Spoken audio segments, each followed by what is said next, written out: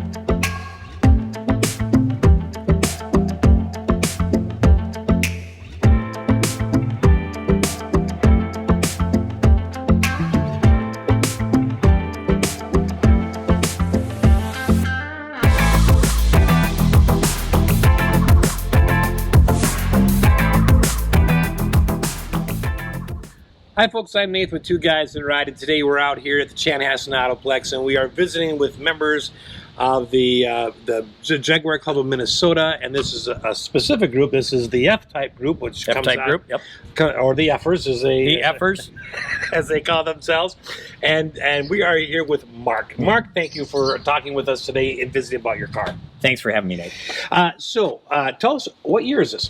This is a 2016 Jaguar F-Type R. And so then you have got a supercharged V8. Yep.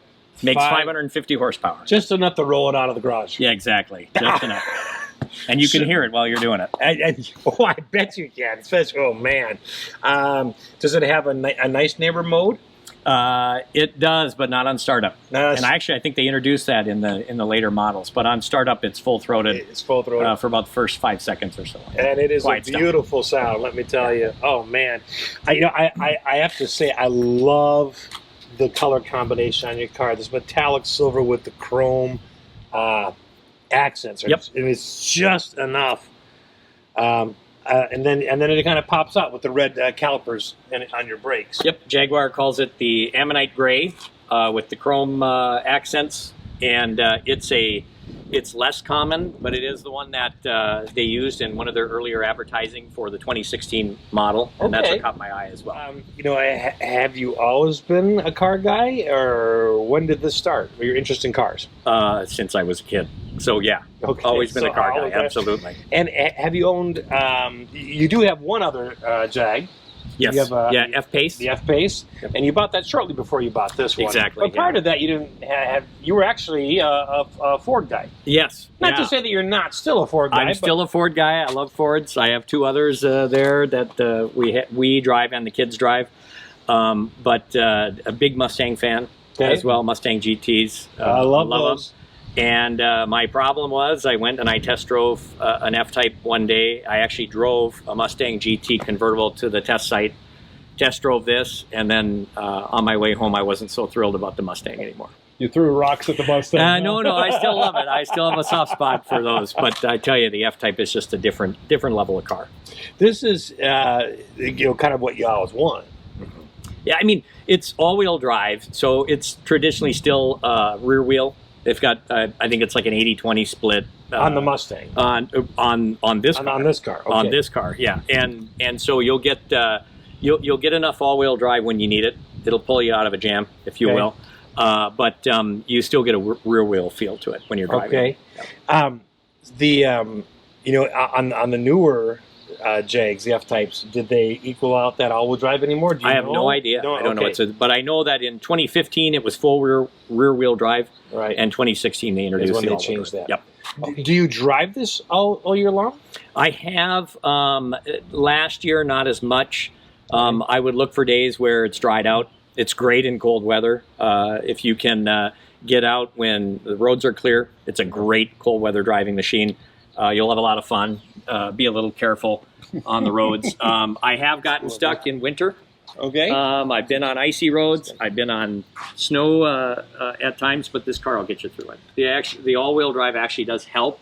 They're summer-rated performance tires. You're not going to go far though on ice. You want to keep it in the garage on that. Okay. Unless you put all seasons. Unless you put all, which some of the owners have done. They put Yep. different winter tires on during that time. So I've had it 2.5 years roughly. When I bought it used. It had about 25,000 miles on it. There has been zero issues with this car. Love it. It is, there's nothing of any, some people will notice something sort of erratic with the vehicle over a period of time as they drive it. Right. I've just got no complaints whatsoever. Okay. What's one of the fun things about, or the great things that you enjoy about belonging to this club? Just getting to know other owners, just learning what they do for a living, what they like about cars, what they like about Jags, but just in general, just getting to know people. That's what I enjoy. The thing that we've noticed with car people is that there's a lot of different car clubs. Chanhassen Autoplex itself is an example, but it doesn't matter what kind of car you own, and you always gravitate towards people with the same type of car. Right. But it's that level of the car. Yes. Whatever particular car that is, and it's nice, and it becomes like a family. It's also a good resource. Right, absolutely. For, where do I find this? This happened. What do I do? Or Yep. It's nice to have someone that has been through that before that can throw some advice your way. Right, absolutely. Where you've had good service. Actually, we have really good service here in Minneapolis. Both locations that I've been at, just fantastic. So we're a bit spoiled here, quite honestly. So, and just getting to know, how do you best close the hood? Jag is front opening hood on there. How do you best to get it shut and latch on both sides, and just different things in there. It's good to have a community of people that also own the car. Absolutely. Mm-hmm. So, what is one of your favorite memories of this car with anything to do with it? I would say two memories. One of them was not with this particular model that I bought, was my first test drive. I went out with the sales guy who said we're going to go out on 394, and he put it in dynamic mode and opened up the exhaust, and then just told me, he goes, just hammer on this thing. This is what it's all about. And that first time I heard that exhaust note, I'm like, okay, I'm due. I have to buy this car. Someday I will buy this car. And we sat, me and the salesperson, we drove down that road and we just laughed. We just laughed the whole time, the test drive. And he just said, this is why I love taking this car on a test drive, because it's so much fun. And I think that was really where I got introduced to what I thought, at least what I think Jag is all about, is there's a style and a sexiness with the car, but there's fun. It's loud and brash at the same time, refined British, but loud. And it was a great time. Then the second, I guess the second memorable moment was seeing this car at night. When I first turned the corner, when they had sort of shined it up for me, I was taking possession of it, finishing off the paperwork, and they had it around the corner. They must have known we'll catch the lighting just right. And that's when I knew, okay, yeah, that's a good color. I picked the right color. You absolutely did. It's just beautiful. Absolutely beautiful. Mark, thank you so much for sharing your time and your car with us. We sure appreciate it. Appreciate it. Thank you very much. Thank you. Yeah. Hi, folks. I'm Nathan with Two Guys in a Ride, and today we're out here at the beautiful Chanhassen Autoplex, and we are here with members of the Jaguar Club of Minnesota, but also a subgroup, and that is the F-Type car club, and sometimes known as the Effers. That's not my words. Okay. It's new to me today, but I'm ready for it. You're ready for it. Okay. And we're here today with Corey. Correct. And Corey's got this beautiful orange F-Type. So, Corey, what year is the car? This is a 2014. Wow. One of the things I like about that, in some ways, Jag is a little bit timeless. But going from the 2014 up to the 2017, I mean, if they were to drive by you in a hurry, you wouldn't be sure which one it was. When you bought this was your first Jaguar? First Jag, yeah. And also first car you bought on scene, didn't drive it, So tell us a little bit about that. Well, it was a scary experience. You know, the internet's amazing because you can really do a lot of detailing, but you never honestly know until you got it in your hands. Right. I did have this. This was down in North Carolina. I had it picked up by the Jaguar dealer down there. They took it to their shop for a day. Gave me, I think it was a 300-point inspection. Okay. So a very detailed 8-page report on the car, and passed their tests. And then it was just negotiations and figuring out shipping. So and then you had to ship it. So when it got shipped to you, where did it get delivered? Right to your house? No, we have weight restrictions on our street, so it's just at the end of our street. Oh, so they brought it as far as they could. Yep. Yeah. And a big like a transport carrier. Yep. Beginning of April, so it was a cold night, but it sure was an exciting night. I bet. Now this, because it's a 2014. Yes. It's rear-wheel drive. Correct. Yep. Then didn't have the option at that point of all-wheel drive. So this has got it. Have you drifted it? Yes. Not intentionally though, because I don't think I've ever had tires rated like this before. Okay. And I didn't really realize that tires like this, when they get cold, do not grip the ground. It's like being on ice. Okay. So a couple times I've learned the hard way that if it's 50 degrees, you're going to probably spin around a corner. No. You have to warm up your tires a little bit. That's right. So there are a couple of different things. Yeah. Now this is an S, we should mention. So it's the 6-cylinder. Right.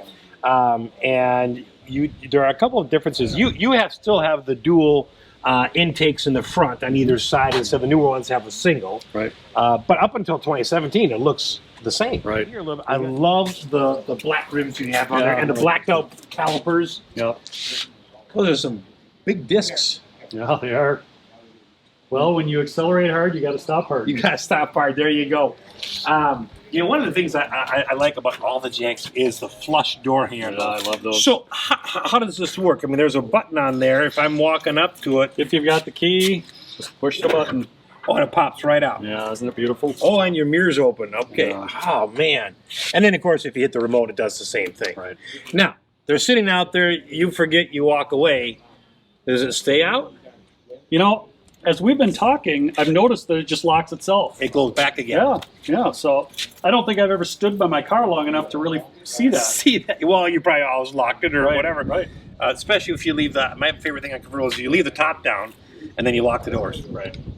Well, the advantage there is there's other parts that lock when you lock the doors. Okay. So you can throw your wallet in the dash in the glove compartment, And lock that the locks doors, up. and that locks it. Oh, it was just for the lock? Oh, wow. So I didn't push the button; it just locked itself up. That's nice. We all have seen glove compartments that lock either with a physical key or there's a pad combination on the infotainment screen. But that's really cool that it just does it with your normal lock button. Yeah. I like that. All right, so stepping back a little bit, we always notice that on the convertibles, you have slightly different hip lines. They're very, very reminiscent of the coupe, but you've got a wider trunk. And so the lines are cut a little differently. So you have got much wider trunk, and you've got a bigger spoiler than the coupe does. Mm-hmm. And you can actually, now the coupe, the spoiler only goes up according to the car. I mean, you have no control over it unless you have it like in a clean mode. Right. Whereas you actually, I don't know, in 2014, do you have a setting in there that allows you to electronically raise or lower it? Up or down. I've got a button that I can. You can go up or down. Yep. Okay. So you do have control, and you can do that while you're driving. Yes. Okay. Whereas the coupes don't have that. Kicks up at 60. Okay, automatically. Right. Yep.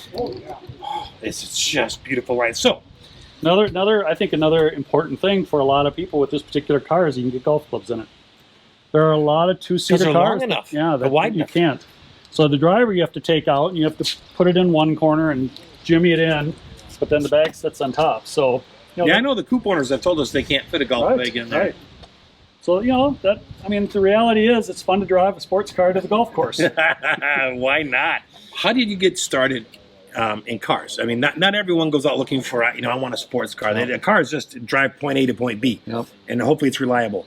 So you obviously have a much different interest in cars than those types of people. So what got you started in cars? What do you I've always loved speed.